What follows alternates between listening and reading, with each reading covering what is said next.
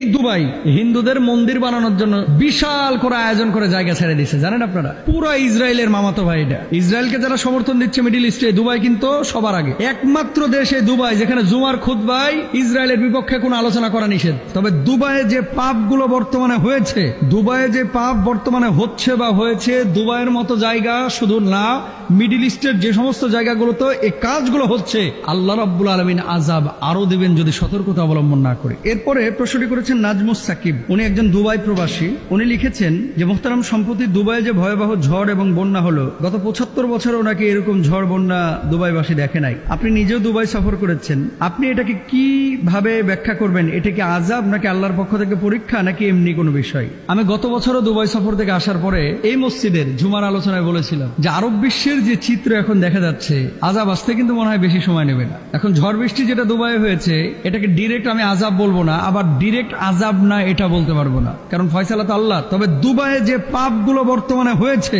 দুবাইয়ে যে পাপ বর্তমানে হচ্ছে বা হয়েছে, দুবাইয়ের মতো জায়গা শুধু না, মিডিল ইস্টের যে সমস্ত জায়গাগুলোতে এই কাজগুলো হচ্ছে, আল্লাহ রাব্বুল আলামিন আযাব আরো দিবেন যদি সতর্কতা অবলম্বন না করি। আমি প্রথমে দোয়া করি দুবাইবাসী যারা এখন এই বর্তমান বিপদের মুখোমুখি হয়েছেন, আল্লাহ এই বিপদ থেকে তাদেরকে উদ্ধার করুন এবং বুঝদান করুন। কি পাপ দুবাই হচ্ছে না বলেন তো? আমাদের বাংলাদেশে আলহামদুলিল্লাহ আলহামদুলিল্লাহ শত শত গুণ পাপ কম হয় এই দুবাইয়ের চাইতে। শারজাটা একটু ধার্মিক, দুবাই মসজিদ আছে কিন্তু প্রচুর মসজিদ, কিন্তু নামাজ যে পড়ে, কয়টা নামাজ পড়ে? বাংলাদেশে রাস্তায় ওপেন কিন্তু আপনি ওই বডি মেসেজ করা মেয়েদের পার্লার পাবেন না, আর দুবাই প্রতি কিলোমিটারে মনে হয় 10টা পাবেন, নাহলে 5টা পাবেন। রাস্তায় কেউ আপনাকে বাধা দিবে না, আপনি যদি ওপেন দাঁড়ায় মদ খান কেউ বাধা দিবে না। আপনি যদি রাশিয়ান, ইউরোপের কোনো মেয়ে অথবা মিডিল ইস্টের কোনো মেয়ে অথবা আফ্রিকার কোনো মেয়ে নিয়ে ফুর্তি করতে চান, দুবাইয়ে অহরহ রাস্তাঘাটে মেয়েরা ঘোরাঘুরি করতেছে। অন্যান্য দেশে রাত্রেবেলায় ঘুরে, আর দুবাই দিনের বেলাও ঘুরে। মুসলিম দেশ, মুসলিম দেশ। কিছু কিছু লোক দেখবেন খালি 2 দিন পর পর দুবাই, 2 দিন পর পর দুবাই, 2 দিন পর পর, মানে দুবাই হচ্ছে এদের মনে করেন মূল ফুর্তির জায়গা। কেন?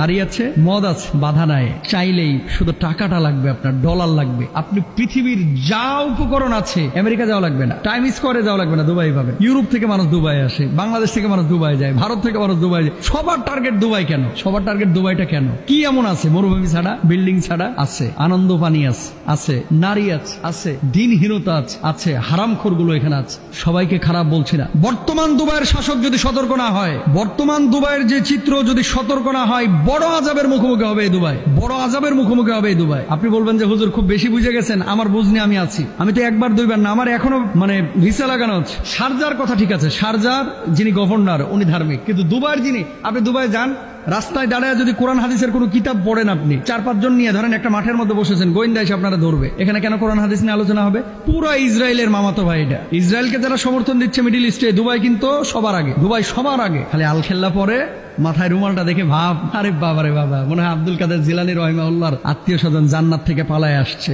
এরকম ভাবসাব। রাত্রেবেলা আনন্দ পানি ছাড়া আর ঘুমিয়ে আসে না। গজব কেন আসবে না? আমার আল্লাহ তাআলা কি বলছেন? যহরাল ফাসাদু ফিল বাররি ওয়াল বাহর বিমা কাসাবাত আইদিন নাস। দেখেন, আমি রাষ্ট্র দুবাইকে কিন্তু খারাপ বলতেছি না, আমি আমাদের মানুষের কৃত কাজ কর্মগুলোকে খারাপ বলতেছি। শায়েকের সাথে এক হোটেলে আমরা বসেছিলাম, একজন আরবি বাঙালি, দুবার বড় বড় জায়গায় কিন্তু বাঙালি ইমামরা আছে। আপনি জানেন জুমার খুতবা সরকার লিখে দেয়, যা বলবে ওটাই বলতে হবে, নিজের থেকে বানায় একটা শব্দ উচ্চারণ করতে পারবেন না।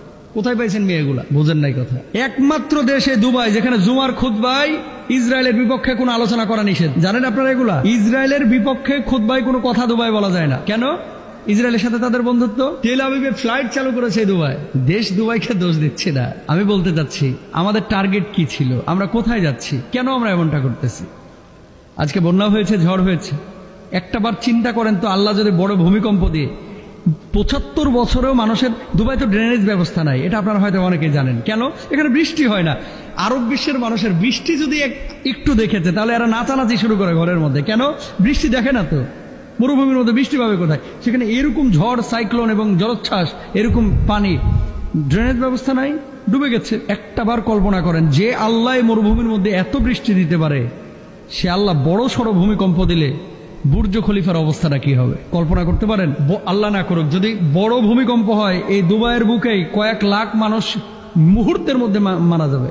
ঢাকা সিটি যেরকম গ্যাদারিং, প্রচুর মানুষ বসবাস করে, দুবাই এত মানুষ বসবাস করে না, কিন্তু যে বিল্ডিং গুলো, ইন্টারন্যাশনাল কমার্শিয়াল স্পেস কিন্তু হচ্ছে দুবাই। সুতরাং আমরা ছোটখাটো মানুষ, আমাদের কথাগুলো মানুষ কে আমলে নেবে? কেউ নেবে না। আল্লাহ তাআলা বলেছেন দহরাল ফাসাদু ফিল বাররি ওয়াল বাহরি বিমা কাসাবাত আইদিন নাস। এই সমস্ত জিনিসগুলো মানুষের কৃতকর্মের ফসল। আপনি এত পাপ কেন করেন? এই দুবাই হিন্দুদের মন্দির বানানোর জন্য বিশাল করে আয়োজন করে জায়গা ছেড়ে দিছে, জানেন আপনারা? এই দুবাই, হ্যাঁ মন্দিরে পূজা করতেই পারে, এটা হিন্দুর স্বাধীনতা আছে, কিন্তু আপনি ঘটা করে নিজের স্বার্থ হাসিলের জন্য এত বিশাল আকারের। আবার আরেকটা বিষয় আপনাদেরকে বলি, কিছু কিছু জিনিস হৃদয় রক্তক্ষরণ হয়। এই যে আপনারা যে শেখ জায়েদ মসজিদ, এটা তো আমি গিয়েছি আবুধাবির, শেখ জায়েদ মসজিদ গুগলে লিখবেন পাবেন, পৃথিবীর সবচেয়ে সুন্দর মসজিদ এটা। কয়েক হাজার কোটি টাকা খরচ করা হয়েছে। ওরা তো টাকার হিসাব করে না, ডলারের। প্রত্যেকটা জিনিস আপনারা গুগলে দেখলে টাসকি খেয়ে যাবেন এই মসজিদের। অথচ এই মসজিদে আমি 20 জনের উপরে সিকিউরিটি গার্ডকে জিজ্ঞেস করেছি তোমার নাম কি, অধিকাংশই হিন্দু।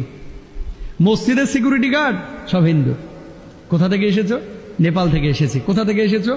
দিল্লি থেকে এসেছি। কোথা থেকে এসেছো? মুম্বাই থেকে এসেছি। আরে হারামখোর, মসজিদের সিকিউরিটি গার্ড মুসলমান কি নাই? বাংলাদেশের লাখ লাখ শ্রমিক এখানে কাজ করতেছে, পাকিস্তানের লাখ লাখ শ্রমিক কাজ করতেছে, দুবাইয়ের এই সমস্ত শায়েখগুলা এদের মাথা ভাই গেছে গাওলায়া, লাল পানি খায়া খায় এরা শেষ।